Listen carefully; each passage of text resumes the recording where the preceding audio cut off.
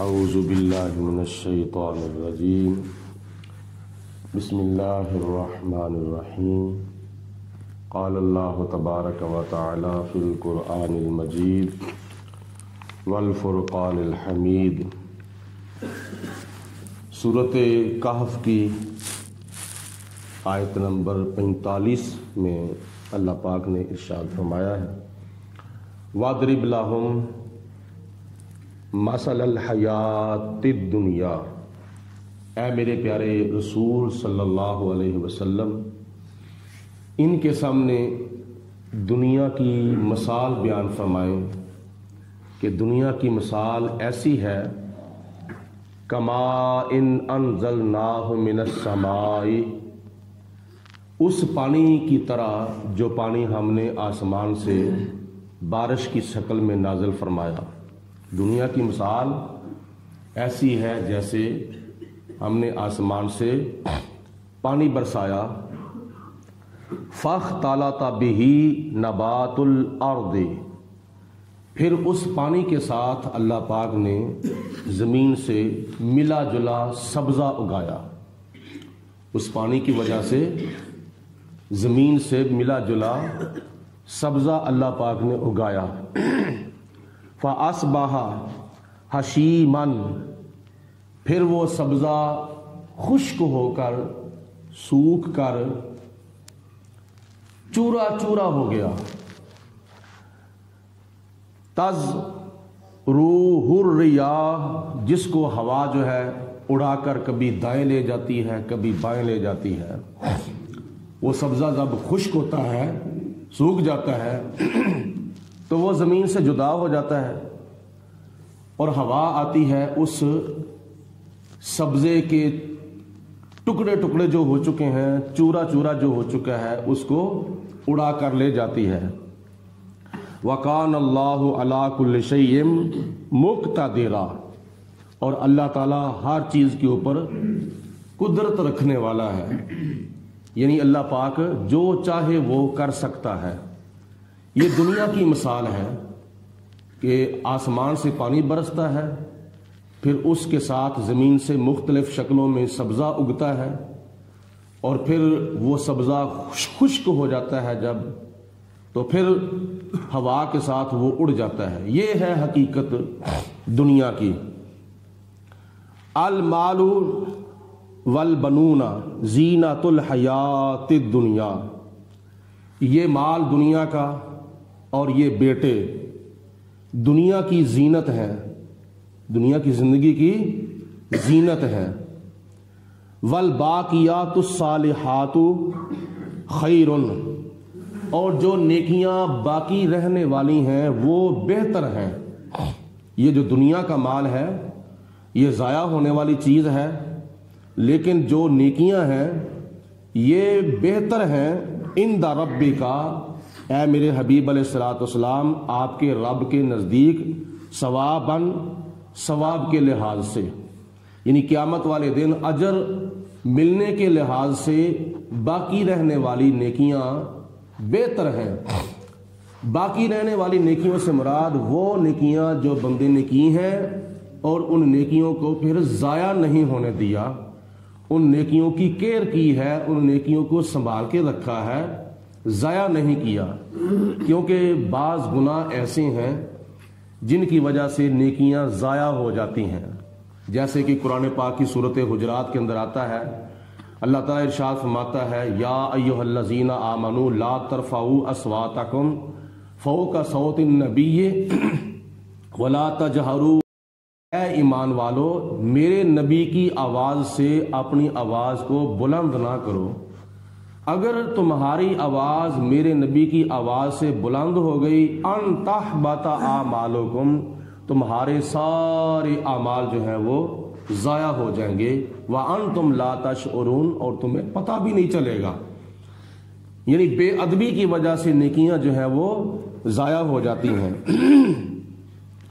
تو جو بے ادبی نہ کی جائے تو وہ نیکیاں باقی رہتی ہیں، وہ نیکیاں محفوظ رہتی ہیں۔ اللہ پاک فرماتا ہے محفوظ رہنے والی نیکیاں جو ہیں وہ تمہارے رب کے نزدیک ثواب کے لحاظ سے بہتر ہیں۔ وَخَيْرٌ عَمَلًا، اور امید کے لحاظ سے بھی وہ نیکیاں بہتر ہیں۔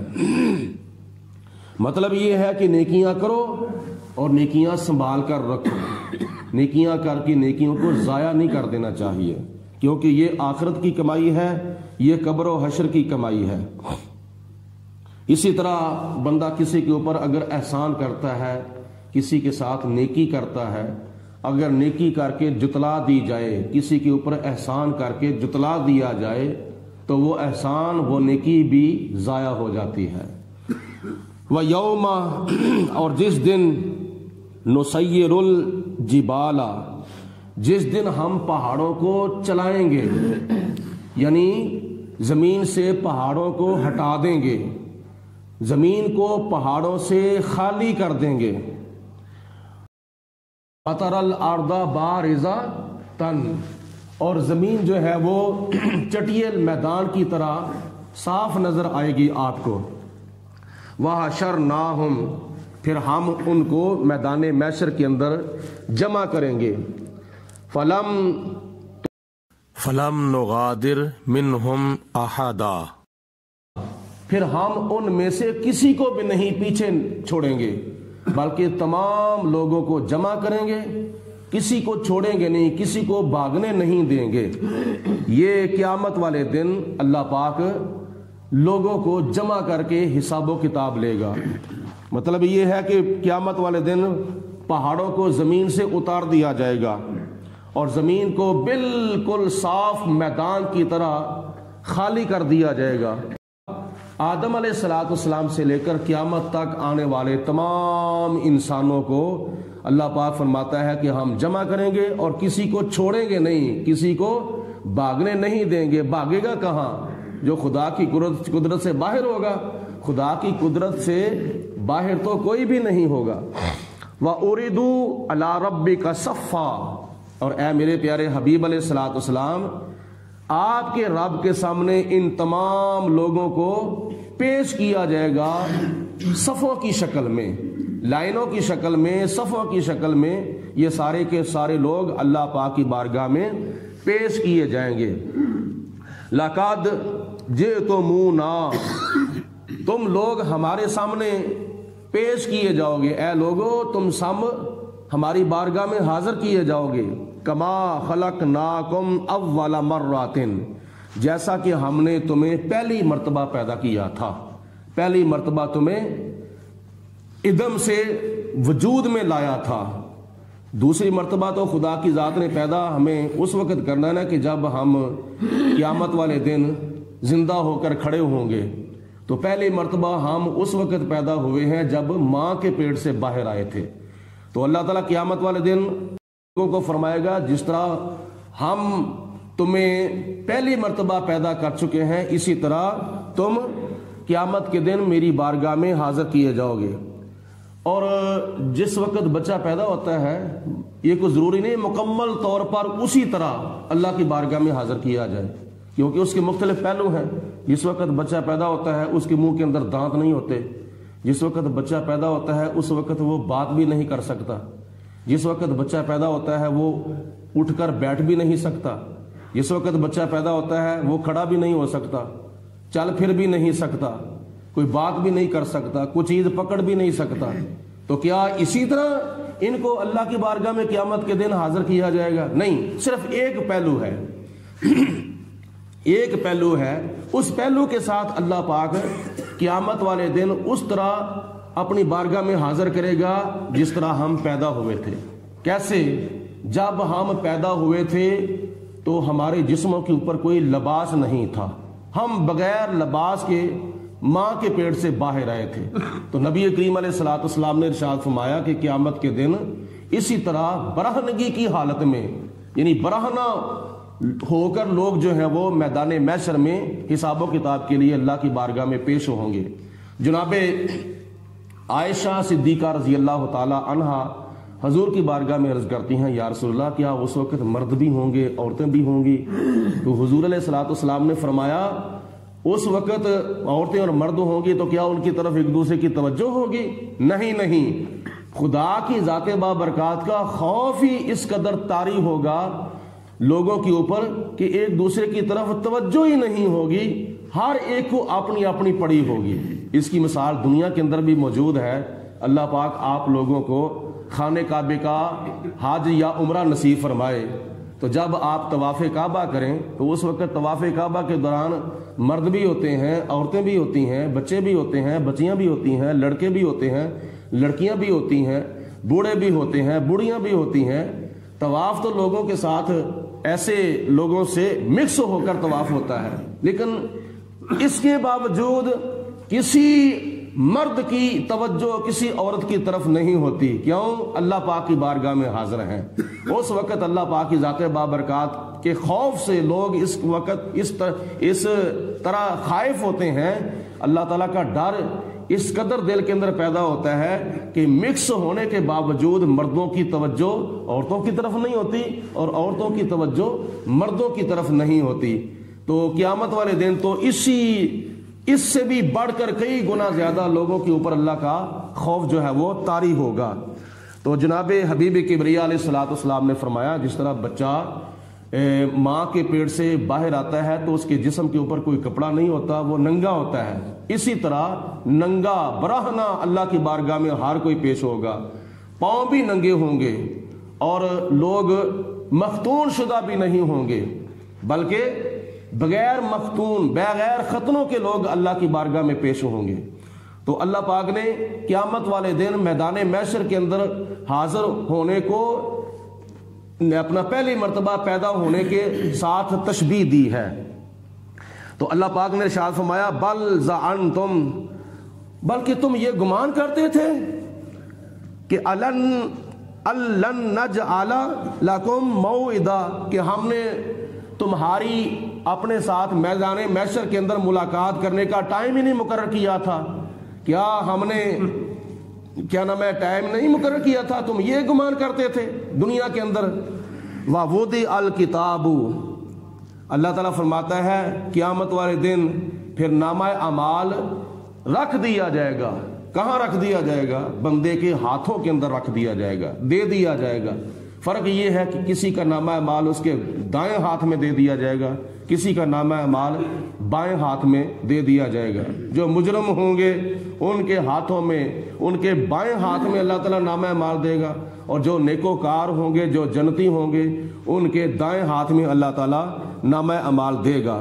فَتَرَ الْمُجْرِمِينَ، اے پیارے حبیب علیہ الصلوۃ والسلام، آپ مجرموں کو دیکھو گے، مشفقین مما فیہ، وہ ڈر رہے ہوں گے، وہ خوف زدہ ہوں گے، وہ مجرم لوگ خوف زدہ ہوں گے اس نامہ اعمال سے کہ اب نامہ اعمال جو ہے وہ تو ہمارے ہاتھوں میں ہے، تو اس کے اندر تو سب کچھ موجود ہے، تو اس وجہ سے کہیں ہم جہنم میں نہ چلے جائیں، ہمیں اللہ تعالیٰ جہنم میں بھیجنے کا فیصلہ نہ کر دے۔ تو لوگ مجرم جو ہے وہ نامہ اعمال کی وجہ سے ڈر رہے ہوں گے، خوف زدہ ہوں گے۔ وَيَقُولُونَ يَا وَيْلَتَنَا، اور وہ جب اپنا نامہ اعمال دیکھیں گے تو دیکھ کر افسوس کریں گے، مجرم لوگ افسوس کریں گے، یا لیتنا، یا ویلتنا، ہائے ہمارے اوپر افسوس ہے، مالی حاضل کتابی، کیا ہو گیا ہے اس ہمارے نامہ اعمال کو، لا یغادر صغیرۃ ولا کبیرۃ الا احصاها، کیا ہو گیا ہے ہمارے نامہ اعمال کو؟ ہمارے نامہ اعمال نے تو کوئی صغیرہ گناہ بھی نہیں چھوڑا اور کوئی کبیرہ گناہ بھی نہیں چھوڑا، سارے کے سارے گناہ جو ہیں یہ نامہ اعمال کے اندر درج کیے گئے ہیں، الا احصاها، گنتی کر کے سارے گناہ جو ہیں وہ ہمارے نامہ اعمال کے اندر موجود ہیں۔ آج تو ہم گناہ کر کے بھول جاتے ہیں، لیکن قیامت والے دن ایک ایک گناہ جو ہے وہ بندے کے سامنے آئے گا۔ وَوَجَدُوا مَا عَمِلُوا حَاضِرًا، اللہ پاک فرماتا ہے قیامت والے دن وہ سارے کے سارے گناہ جو ہیں وہ بندے کے سامنے موجود ہوں گے۔ وَلَا يَظْلِمُ رَبُّكَ أَحَدًا، اور آپ کا رب جو ہے وہ کسی کے اوپر ظلم نہیں کرے گا۔ اللہ پاک قیامت والے دن عدل کرے گا، ظلم نہیں کرے گا۔ یعنی جو بندہ جہنمی ہے اس کو جہنم میں بھیجے گا، جو بندہ جنتی ہے اللہ پاک اس کو جنت میں بھیجے گا۔ تو یہ دعا کرو اللہ پاک کی ذات بابرکات قیامت والے دن ہمیں اپنے پیارے محبوب علیہ الصلوۃ والسلام کی شفاعت نصیب فرمائے، کیونکہ اگر خدا نے ہمارے ساتھ عدل کیا، اگر ہمارے ساتھ عدل کیا تو پھر تو ہم بخشش کے قابل نہیں ہیں، ہم تو مغفرت کے قابل ہی نہیں ہیں، ہمارے تو گناہ ہی اتنے ہیں کہ جس کا حساب ہی نہیں ہے۔ ہاں ہم نے قیامت والے دن اللہ کے عدل سے نہیں بخشے جانا، اگر بخشے گئے تو خدا تعالیٰ کے فضل سے بخشے جائیں گے، نہ عملوں سے ہم نے بخشے جانا ہے نہ عدلوں سے بخشے جانا ہے۔ اللہ پاک ہمیں بخشے گا تو اپنے فضلوں سے بخشے گا۔ حضرت میاں محمد بخش رحمۃ اللہ تعالیٰ علیہ فرماتے ہیں عدل کرے تے تھر تھر کمبل اچیاں شانہ والے، عدل کریں تے تھر تھر کمبل اچیاں شانہ والے، فضل کریں تے بخشے جاون میں ورگے منہ کالے۔ اللہ پاک ہم سب کو نیک اعمال زیادہ سے زیادہ کرنے کی توفیق عطا فرمائے، اور 5 وقت کی نماز با جماعت پابندی سے ادا کرنے کی، تلاوت قرآن کرنے کی اور درس قرآن محبت کے کانوں کے ساتھ سننے کی توفیق عطا فرمائے۔ وآخر دعوانا ان الحمدللہ رب العالمین۔